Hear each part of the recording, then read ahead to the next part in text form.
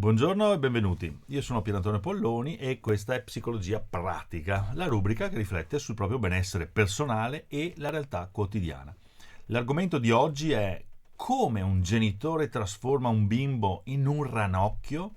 Sigla!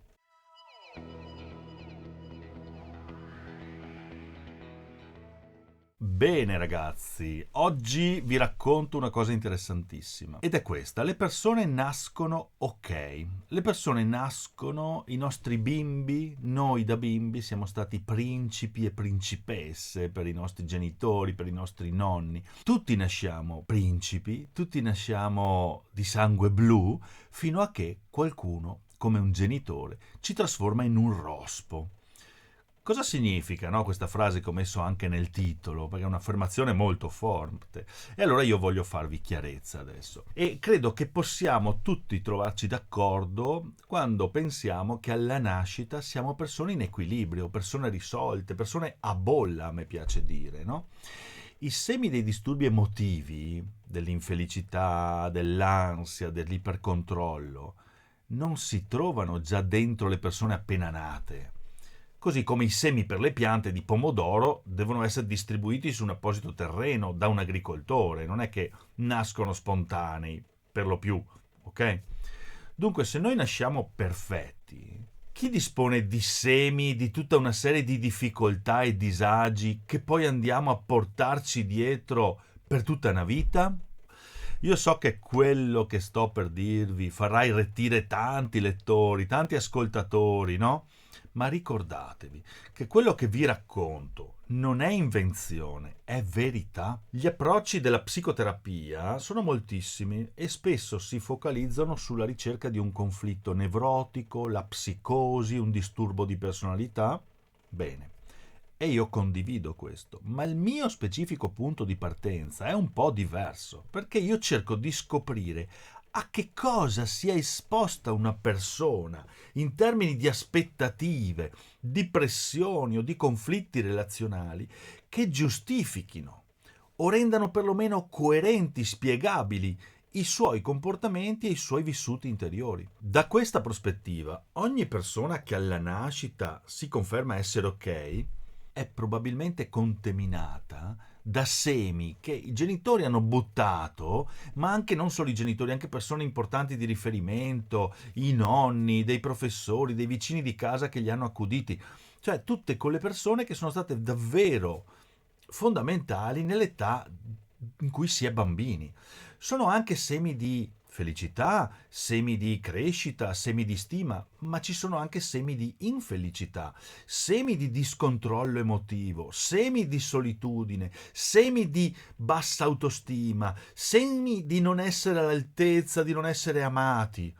Vengono tutti trasferiti sui piccoli, sta roba qua. A questo punto so che voi potreste dirmi, ma solo dei genitori squilibrati farebbero questo ai propri bambini, perché non è naturale buttare dentro dei semi così. E infatti questa è un'ottima obiezione, perché è confermato che persone con genitori più o meno squilibrati si trovino con questi problemi. Ma non solo, anche tutti gli altri si trovano, chi più chi meno, con i medesimi semi all'interno del proprio carattere, perché i genitori ne sono portatori. I genitori fanno i genitori, ma sono delle persone.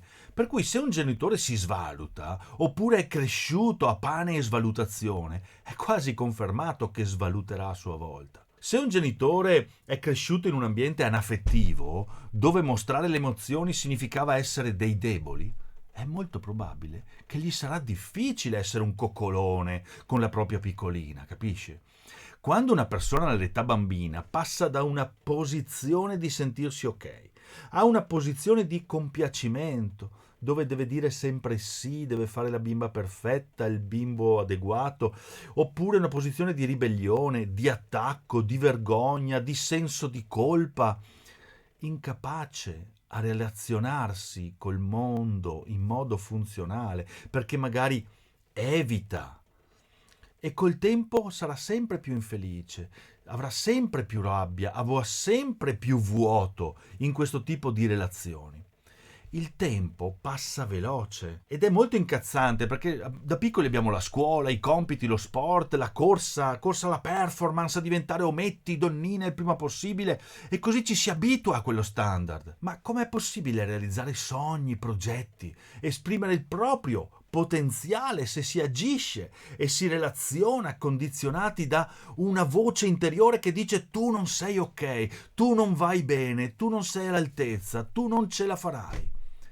Come fare ad esprimere se stessi vivendo condizionati o mascherati dagli imperativi genitoriali? Fai il tuo dovere prima di ogni altra cosa, sacrificati e dai il massimo, sii una figlia, sii una madre, sii una moglie perfetta.